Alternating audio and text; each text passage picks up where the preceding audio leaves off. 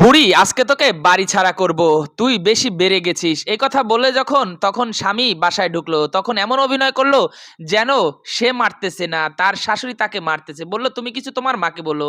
ছেলে বলল তুমি কি পাগল হয়ে গেছো, কেন এই অবুঝ মেয়েটার প্রতি এত নির্যাতন করো।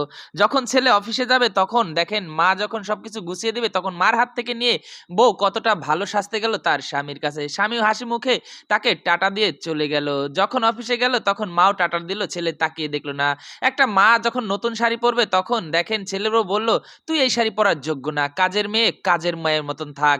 যখন স্বামী এসে দেখতে পেল আবার যে তার মায়ের সাথে আসলে উল্টাটা করতেছে, তখন সেই স্বামী তাকে থাপ্পড় দিতে গেল। তখন বলল, "তুমি আমাকে ক্ষমা করে দাও। আমি এমন ভুল আর করব না।"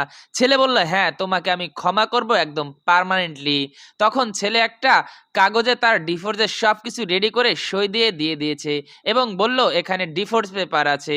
তুমি এখান থেকে সই দিয়ে তোমার মতো তুমি চলে যাও।"